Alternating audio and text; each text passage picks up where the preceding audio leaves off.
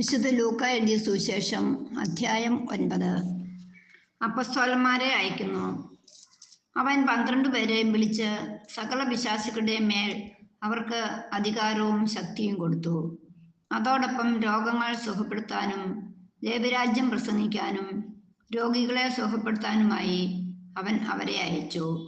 അവൻ പറഞ്ഞു, യാത്രയ്ക്ക് വടിയോ സഞ്ചിയോ അപ്പമോ പണമോ ഒന്നും എടുക്കരുത്. 2 ഉടുപ്പും ഉണ്ടായിരിക്കരുത്. നിങ്ങൾ ഏത് വീട്ടിൽ പ്രവേശിക്കുന്നുവോ അവിടെ താമസിക്കുക. അവിടെ നിന്ന് പുറപ്പെടുകയും ചെയ്യുക.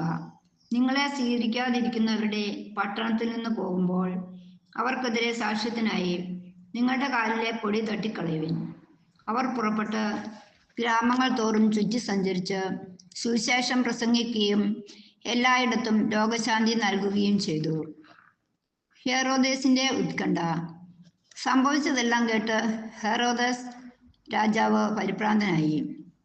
എന്തെന്നാൽ യോഹന്നാൻ മരിച്ചവരിൽ നിന്ന് ഉയർപ്പിക്കപ്പെട്ടിരിക്കുന്നുവെന്ന് ചിലരും, ഏലിയ പ്രത്യക്ഷപ്പെട്ടിരിക്കുന്നുവെന്ന് മറ്റു ചിലരും, പണ്ടത്തെ പ്രവാചകന്മാരിൽ ഒരുവൻ ഉയർത്തു വന്നിരിക്കുന്നുവെന്ന് വേറെ ചിലരും പറഞ്ഞിരുന്നു. ഹെറോദേസ് പറഞ്ഞു, ഞാൻ യോഹന്നാനെ ശിരച്ഛേദം ചെയ്തു. പിന്നെ ആരെക്കുറിച്ചാണ് ഞാൻ ഇക്കാര്യങ്ങൾ കേൾക്കുന്നത്? അവൻ ആരാണ്? അവനെ കാണാൻ ഹെറോദേസ് ആഗ്രഹിച്ചു.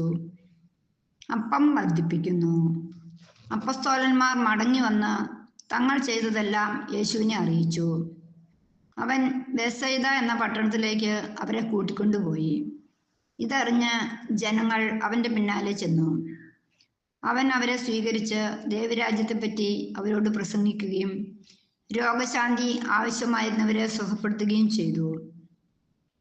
പകൽ അസ്തമിച്ചു തുടങ്ങിയപ്പോൾ 12 പേരും അടുത്തു വന്ന് അവനോട് പറഞ്ഞു, നാം വിജനപ്രദേശത്തായതുകൊണ്ട് ഗ്രാമങ്ങളിലും നാട്ടിൻപുറങ്ങളിലും പോയി താമസിക്കുന്നതിനും ഭക്ഷണങ്ങൾ വാങ്ങുന്നതിനും ജനങ്ങളെ പറഞ്ഞയക്കുക. അവൻ പ്രതിവചിച്ചു, നിങ്ങൾ അവർക്ക് ഭക്ഷണം കൊടുക്കുവിൻ. അവർ പറഞ്ഞു, ഞങ്ങളുടെ പക്കൽ 5 അപ്പവും 2 മത്സ്യവും മാത്രമേ ഉള്ളൂ. ഈ ജനങ്ങൾക്കെല്ലാവർക്കും ഭക്ഷണം നൽകണമെങ്കിൽ ഞങ്ങൾ പോയി വാങ്ങിക്കൊണ്ടുവരണം. അവിടെ ഏകദേശം 5000 പുരുഷന്മാർ ഉണ്ടായിരുന്നു. അവൻ ശിഷ്യന്മാരോട് പറഞ്ഞു, 50 വീതം പന്തികളായി ജനങ്ങളെ ഇരുത്തുവിൻ. അവർ അങ്ങനെ ചെയ്തു. എല്ലാവരെയും ഇരുത്തി. അപ്പോൾ അവൻ ആ 5 അപ്പവും 2 മീനും എടുത്ത് സ്വർഗത്തിലേക്ക് കണ്ണുകൾ ഉയർത്തി അവ ആശീർവദിച്ചു മുറിച്ച് ജനങ്ങൾക്ക് വിളമ്പാനായി ശിഷ്യന്മാരെ ഏൽപ്പിച്ചു. എല്ലാവരും ഭക്ഷിച്ചു തൃപ്തരായി.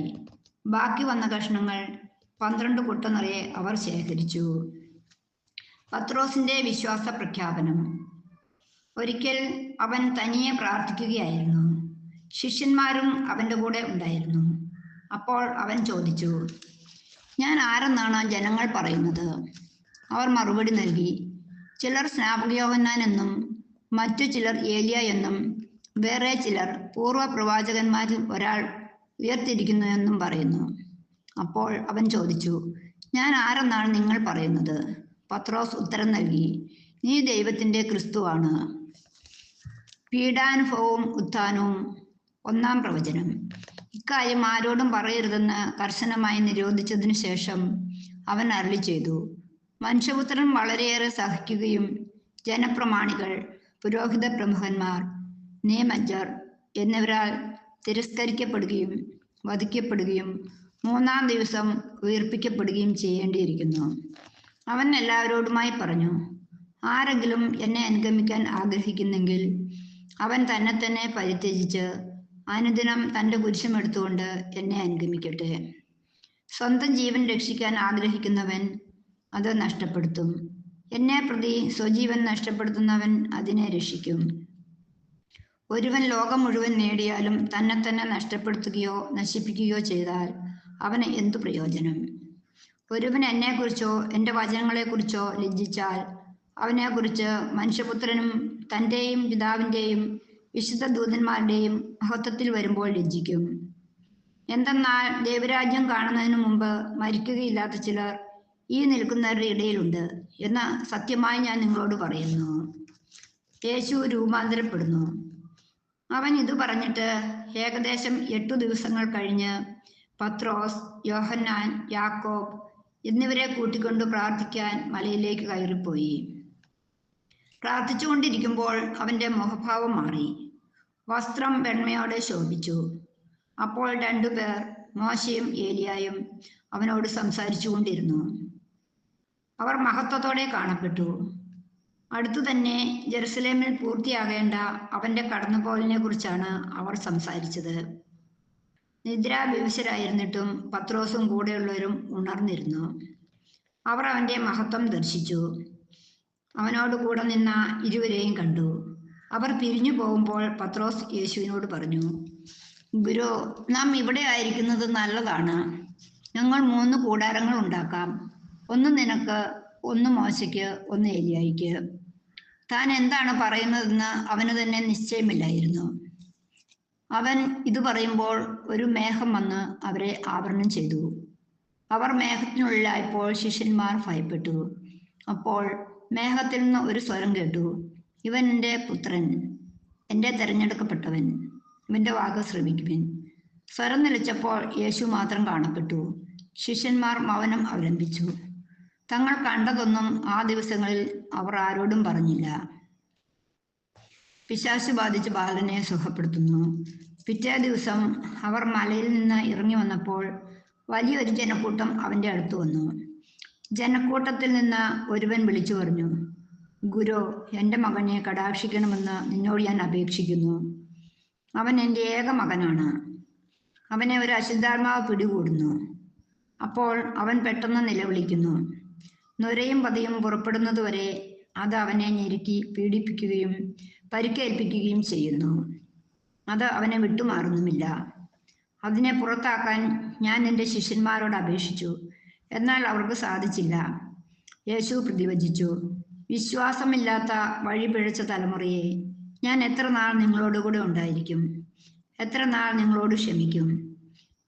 നിന്റെ മകനെ ഇവിടെ കൊണ്ടുവരിക. യേശുവിൻ്റെ അടുത്തേക്ക് വരുമ്പോൾ തന്നെ പിശാച് അവനെ നിലത്ത് വീഴ്ത്തി പീഡിപ്പിച്ചു. യേശു അശുദ്ധാത്മാവിനെ ശാസിക്കുകയും കുട്ടിയെ സുഖപ്പെടുത്തി പിതാവിനെ ഏൽപ്പിക്കുകയും ചെയ്തു. ദൈവത്തിന്റെ മഹത്തായ ശക്തിയെക്കുറിച്ച് എല്ലാവരും അത്ഭുതപ്പെട്ടു.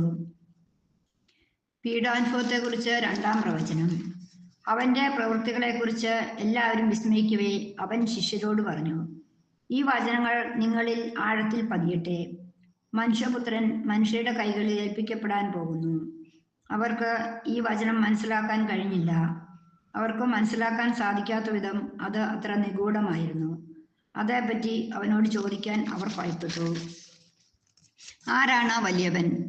തങ്ങളിൽ വലിയവൻ ആരാണ് എന്ന് അവർ തർക്കിച്ചു. അവരുടെ ഹൃദയവിചാരങ്ങൾ അറിഞ്ഞ യേശു ഒരു ശിശുവിനെ എടുത്ത് അടുത്തു നിർത്തി അവരോട് പറഞ്ഞു, എൻ്റെ നാമത്തിൽ ഈ ശിശുവിനെ സ്വീകരിക്കുന്ന ഏവനും എന്നെ സ്വീകരിക്കുന്നു. എന്നെ സ്വീകരിക്കുന്നവൻ എന്നെ അയച്ചവനെ സ്വീകരിക്കുന്നു. നിങ്ങളിൽ ഏറ്റവും ചെറിയവൻ ആരോ അവനാണ് നിങ്ങളിൽ ഏറ്റവും വലിയവൻ. നിങ്ങൾക്ക് എതിരല്ലാത്തവൻ നിങ്ങളുടെ ഭാഗത്താണ്. യോഹന്നാൻ പറഞ്ഞു, ഗുരു, നിന്റെ നാമത്തിൽ പിശാചുകളെ പുറത്താക്കുന്ന ഒരാളെ ഞങ്ങൾ കണ്ടു. അവൻ ഞങ്ങളോടൊപ്പം നിന്നെ അനുഗമിക്കാത്തത് കൊണ്ട് ഞങ്ങൾ അവനെ തടഞ്ഞു. യേശു പറഞ്ഞു, അവനെ തടയേണ്ട. എന്തെന്നാൽ നിങ്ങൾക്കെതിരല്ലാത്തവൻ നിങ്ങളുടെ ഭാഗത്താണ്. സമരിയാക്കാരുടെ തിരസ്കാരം. തൻ്റെ ആരോഹണത്തിന്റെ ദിവസങ്ങൾ പൂർത്തിയായിക്കൊണ്ടിരിക്കവേ അവൻ ജെറുസലേമിലേക്ക് പോകാൻ ഉറച്ചു. അവൻ തനിക്ക് മുമ്പേ ഏതാനും ദൂതന്മാരെ അയച്ചു. അവന് വേണ്ട ഒരുക്കങ്ങൾ ചെയ്യാൻ അവർ സമരിയാക്കാരുടെ ഒരു ഗ്രാമത്തിൽ പ്രവേശിച്ചു. അവൻ ജെറുസലേമിലേക്ക് പോവുകയായിരുന്നതുകൊണ്ട് അവർ അവനെ സ്വീകരിച്ചില്ല. ഇത് കണ്ടപ്പോൾ ശിഷ്യന്മാരായ യാക്കോബും യോഹന്നാനും പറഞ്ഞു, കർത്താവേ, സ്വർഗത്തിൽ നിന്ന് അഗ്നി ഇറങ്ങി ഇവരെ നശിപ്പിക്കട്ടെ എന്ന് ഞങ്ങൾ പറയട്ടെയോ?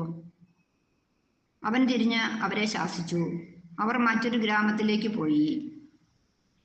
ശിഷ്യത്വം ആവശ്യപ്പെടുന്ന ത്യാഗങ്ങൾ. അവർ പോകും വഴി ഒരുവൻ അവനോട് പറഞ്ഞു, നീ എവിടെ പോയാലും ഞാൻ നിന്നെ അനുഗമിക്കും. യേശു പറഞ്ഞു, കുറുനരികൾക്ക് മാളങ്ങളും ആകാശത്തിലെ പക്ഷികൾക്ക് കൂടുകളുമുണ്ട്, മനുഷ്യപുത്രന് തലചായ്ക്കാൻ ഇടമില്ല. അവൻ വേറൊരുവനോട് പറഞ്ഞു, എന്നെ അനുഗമിക്കുക. അവൻ പറഞ്ഞു, കർത്താവേ, ഞാൻ ആദ്യം പോയി എൻ്റെ പിതാവിനെ സംസ്കരിക്കാൻ അനുവദിച്ചാലും. അവൻ പറഞ്ഞു, മരിച്ചവർ തങ്ങളുടെ മരിച്ചവരെ സംസ്കരിക്കട്ടെ, നീ പോയി ദൈവരാജ്യം പ്രസംഗിക്കുക. മറ്റൊരുവൻ പറഞ്ഞു, കർത്താവേ, ഞാൻ നിന്നെ അനുഗമിക്കാം, പക്ഷേ ആദ്യം പോയി എൻ്റെ വീട്ടുകാരോട് വിട വാങ്ങാൻ അനുവദിക്കണം. യേശു പറഞ്ഞു, കലപ്പയിൽ കൈവച്ചിട്ട് പിന്തിരിഞ്ഞു നോക്കുന്ന ഒരുവനും സ്വർഗരാജ്യത്തിന് യോഗ്യനല്ല.